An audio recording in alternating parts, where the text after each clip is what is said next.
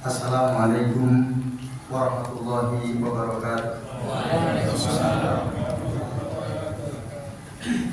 Alhamdulillahirabbil alamin wa bihi nasta'in ala umuri dunya wad din wassalatu wassalamu ala asrofil anbiya'i wal mursalin wa ala alihi wa ashabihi wa man tabi'ahum bi ihsanin ila yaumiddin. Asyhadu an la ilaha illallah wahdahu la syarika lah wa asyhadu anna Muhammadan abduhu wa rasuluh. Allahumma shalli wa sallim wa barik ala Muhammad wa ala ali Muhammad kama shallaita wa barakta ala Ibrahim wa ala ali Ibrahim bil alamin innaka Hamidum Majid. Amma ba'du. Bapak-bapak dan ibu-ibu serta jemaah sekalian rahimani wa rahimakumullah. Alhamdulillah pada malam ini kita masih bisa berjumpa kembali untuk melanjutkan kaji kitab Al-Aqidah As-Safariniyah. Dan pembahasan kita pada pekan lalu sudah sampai pada bait yang ke-59 ya. Betul ya? Sekarang bait yang ke-60. Dibuka silakan di halaman 61 bagi Bapak Ibu yang punya kitab ya. Halaman 61 kita akan mulai pembahasan dari bait yang ke-60.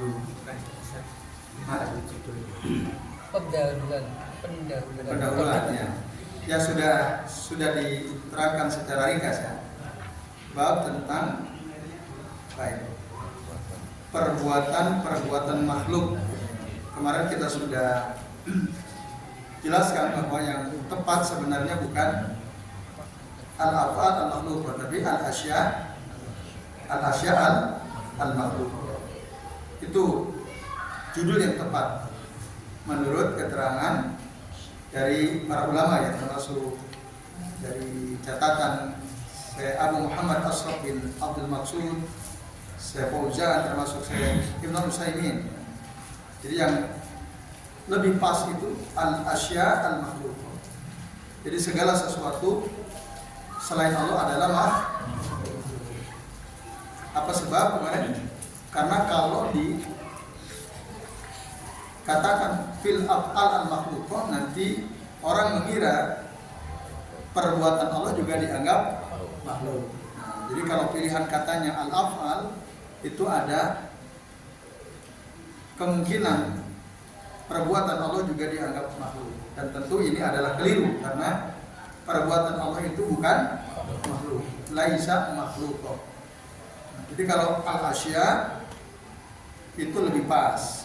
Di sisi lain, alasan kenapa al-asya itu lebih pas daripada al-af'al, karena kalau hanya af'al saja berarti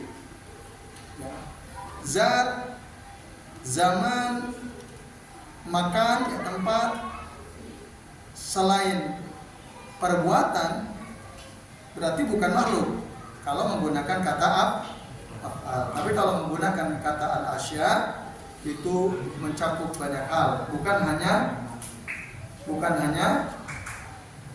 perbuatan saja, ya, bukan hanya perbuatan makhluk saja, tapi termasuk ya zatnya makhluk, termasuk sifat makhluk, termasuk zaman, waktu, termasuk tempat dan segala sesuatu.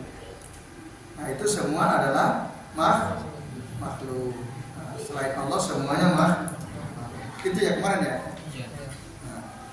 Nah, maka sebenarnya beliau sudah menegaskan di bait yang ke-58, wasairul asya'i ghairu zati wa ghaira ma'al asma'i was sifat makhluqatun li rabbina minal adam. Wasairul asya, segala sesuatu, ghairu zat, selain zat Allah, wa ghaira ma'al asma'i was sifat, dan selain nama-nama dan sifat-sifat Allah, makhluqatun, adalah makhluk li rabbina, untuk Tuhan kita, yaitu untuk Allah ya, makhluk bagi Allah, minal adam, yang tadinya tidak ada, minal adam, yang darinya tidak ada. Kita semua ini adalah makhluk karena sebelumnya kita tidak ada. Seluruhnya selain yang bukan makhluk itu hanya zat Allah, hanya nama-nama dan sifat Allah, itu bukan makhluk. Loh kalau perbuatan Allah bagaimana? Di sini kan hanya ghairu dzat wa ghairu mal asma wa sifat. Af'alnya mana? Nah, Bapak Ibu dan jamaah sekalian, kalau ada orang bertanya ya, jadi segala sesuatu selain zat Allah, selain nama-nama dan sifat Allah adalah makhluk bagi Allah, karena tadinya tidak ada. Terus bagaimana dengan perbuatan Allah? Di sini nggak disebutkan kan? Ada nggak? Af'alullah azza wajal itu makhluk bukan? Kalau bukan kok di sini nggak disebut? Jawabannya Bapak Ibu dan sekalian, karena perbuatan Allah itu termasuk sifat. Paham ya? Karena sifat Allah itu ada dua. Apa itu? Sifat zatiyah dan sifat fi'liyah. Jadi perbuatan Allah termasuk sifat. Min sifatillahi jalla jalal. Nuzulnya Allah, datangnya Allah. Itu perbuatan Allah dan itu masuk kategori sifat fi'liyah. Maka di sini tidak disebutkan karena dia sudah tercover dalam kata as-sifat. Nah, maka wa dhalla man asna 'alaiha bil qidam. Maka sesatlah orang yang menyanjung segala sesuatu selain zat Allah, selain nama Allah dan sifat Allah ya, dengan sebutan qidam. Qidam itu sesuatu yang tidak ada awalannya. Wujud qidam bab. Qidam itu sesuatu yang ada tanpa awalan. Jadi kalau ada segala sesuatu selain Allah kok dianggap qidam, ada tanpa permulaan, maka orang yang menganggap itu dianggap ada orang kata Al-Imam As-Safari ini dia telah sesat. Dhalla man asna 'alaiha bil qidam. Nah, ini Bapak Ibu dan Jamaah sekalian. Nah itu. Kemudian di bait yang ke-60, wa rabbuna yakhluqu bi ikhtiyarin min ghairi hajatin walad tirarin. Dan Tuhan kami, Tuhan kita menciptakan bi ikhtiyarin dengan pilihannya sendiri. Jadi Allah itu menciptakan adalah betul-betul pilihan Allah Subhanahu wa ta'ala. Artinya apa? Allah bebas mau menciptakan atau tidak. Nah, maka di dalam surah Al-Qasas ayat 68 Allah Subhanahu wa ta'ala mengatakan wa rabbuka yakhluqu ma yasha'u wa yakhtar.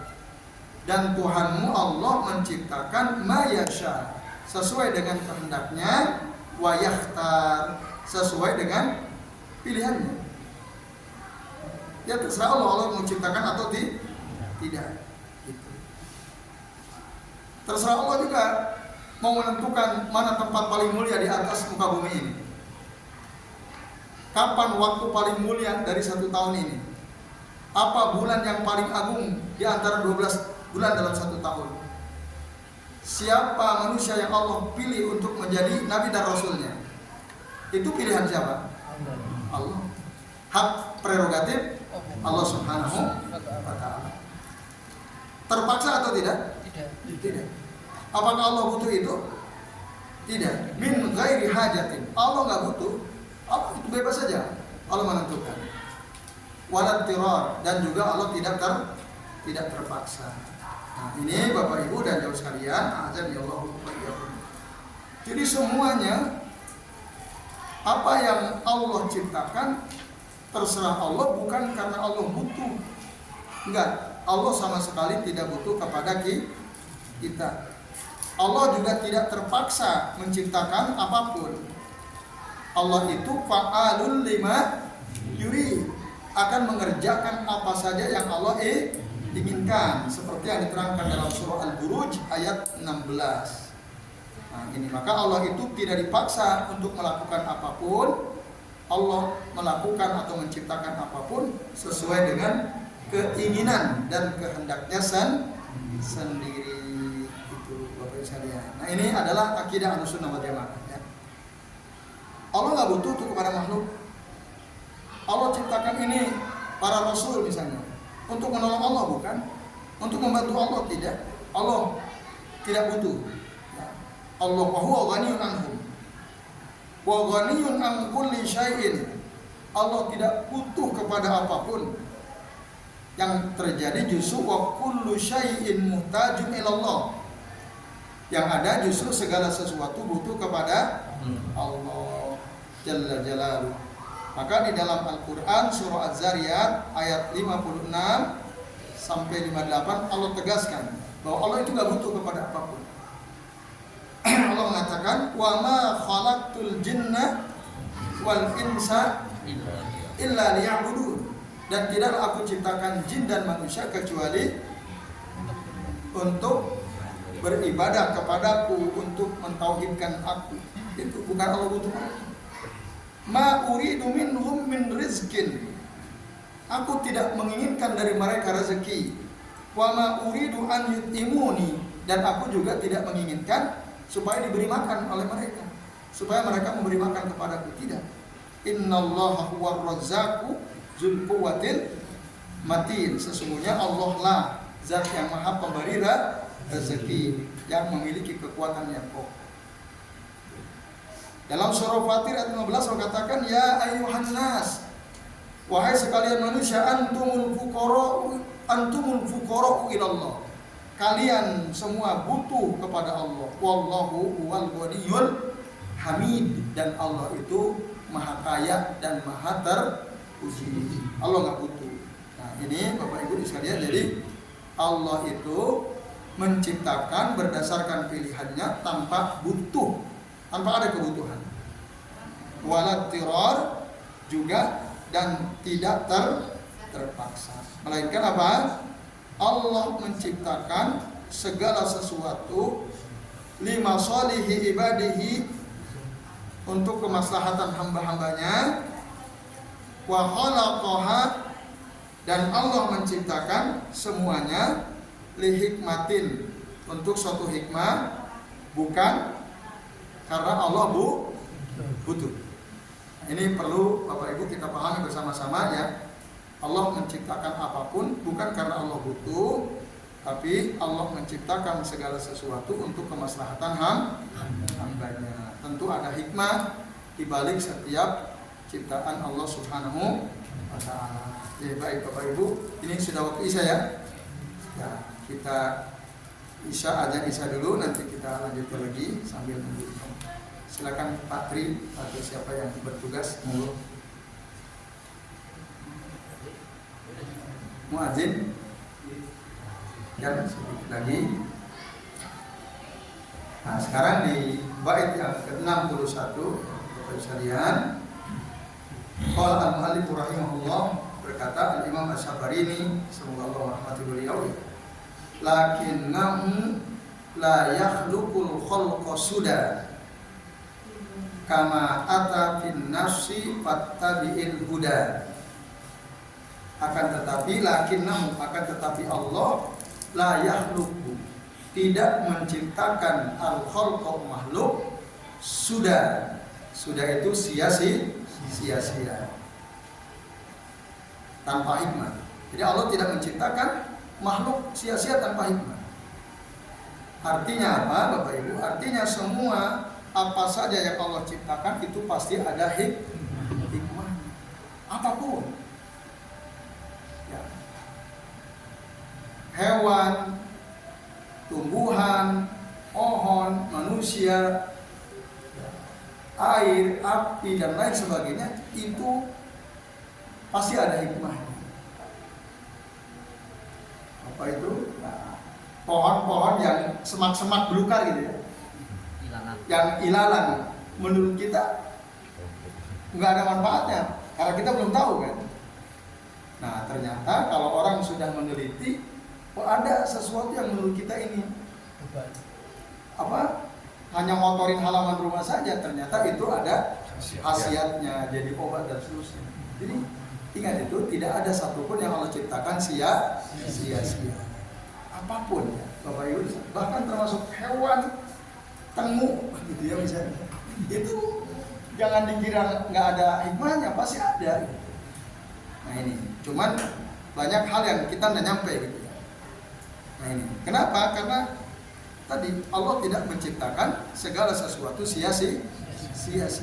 Dan itu kama ata fin nas, sebagaimana dijelaskan dalam dalil fattabi'il huda, maka ikutilah petunjuk Allah Subhanahu wa taala. Mana dasarnya Bu sekalian?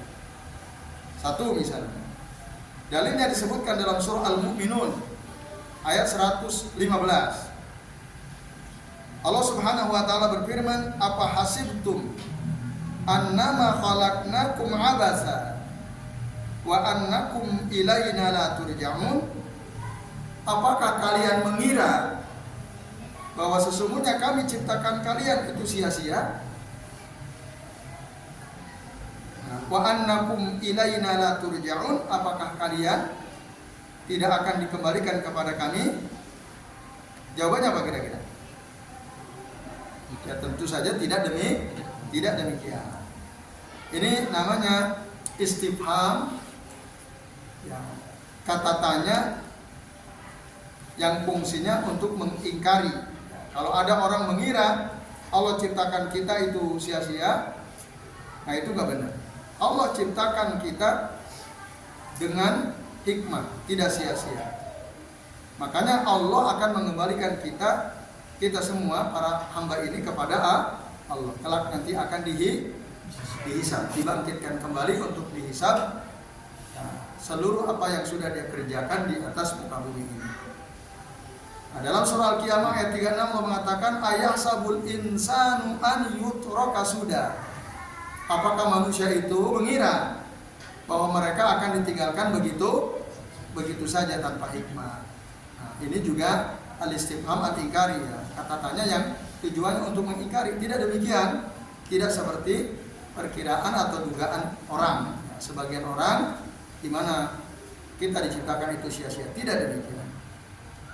Akan tetapi bal khalaqahum li hikmatin azimah. Allah ciptakan mereka semua manusia ini adalah untuk hikmah yang agung. Dalam surah Shad lebih jelas lagi Bapak Ibu, Allah mengatakan wa ma khalaqnas samaa'a wal arda wa ma bainahuma batila. Tidaklah kami ciptakan langit dan bumi dan apa-apa yang ada di antara keduanya secara batin. Dzalika dhannul ladzina kafaru. Itu adalah dugaan orang-orang kafir saja.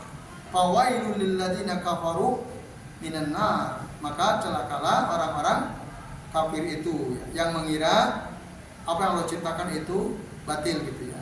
Maka celakalah mereka akan disiksa dari api neraka. Begitu seterusnya Bapak Ibu dalam surah Ali Imran ayat 190 sampai 91. Yang kandungannya sama, bahwa Allah mengatakan Rabbana ma khalaqta hadza batila subhanaka faqina adzabannar. Ya Tuhan kami, tidaklah Engkau ciptakan ini semua secara batil. Maha suci Engkau dan pelihara kami dari siksa api neraka. Nah ini Bapak Ibu dan Saudara sekalian, a'adzani Allah wa iyyakum ajmain. Maka ikuti dalil-dalil tadi yang sudah disebutkan, bahwa tidak ada satupun yang Allah ciptakan dengan sia-sia. Semua diciptakan karena ada hikmahnya. Termasuk nanti insya Allah kita akan lanjutkan di kesempatan datang, termasuk nanti perbuatan kita, amal kita itu juga diciptakan oleh Allah Subhanahu wa ta'ala. Tapi karena waktu ya, jadi kita cukupkan dulu sampai bait yang ke-61 ya. Insya Allah bait ke-62 kita akan bahas di kesempatan yang akan datang. Ya, tapi kami tetap buka kesempatan. Barangkali ada di antara Bapak Ibu yang mau bertanya, singkat ya silakan. Monggo. Tadi sesuatu yang diciptakan Allah adalah makhluk. Adalah? Al-Quran itu masuk makhluk. Oh. Apakah segala sesuatu yang diciptakan selain Allah ya, selain Allah, selain nama dan sifatnya adalah makhluk? Nah, lalu pertanyaannya, apakah Al-Quran itu makhluk? Apa? Kalam Al-Quran itu bukan makhluk, tapi kalam Allah. Itu Pak. Jadi jelas Al-Quran itu adalah perkataan Allah. Kalau mushafnya ya makhluk ya, karena dicetak, diperbanyak dan seterusnya. Nah, ucapan kita, suara kita ketika kita baca Al-Quran, apa suara kita? Ya suara kita makhluk. Suara kita makhluk. Tapi Al-Qur'annya adalah kalam Allah Subhanahu wa taala. Yaitu. Dan itu sudah diterangkan pada bab sebelumnya ya, tentang khusus Al-Qur'an. Itu Allah a'lam bishawab. Cukup Bapak Ibu? Ya, alhamdulillah. Ya, mudah-mudahan ya bermanfaat dan mudah-mudahan semakin menguatkan ya akidah kita terkait dengan kemahakuasaan Allah Subhanahu wa taala, dan tadi bahwa selain zat Allah, selain nama dan sifat Allah, semuanya adalah makhluk. Ya, baik Bapak Ibu, kita cukupkan sampai di sini. Terima kasih atas perhatiannya. Mohon maaf apabila apa yang kami sampaikan ada kesalahan. Kita akhiri dengan doa kafaratul majelis. Subhanallah wa bihamdika, anta astaghfiruka wa atubu ilaik.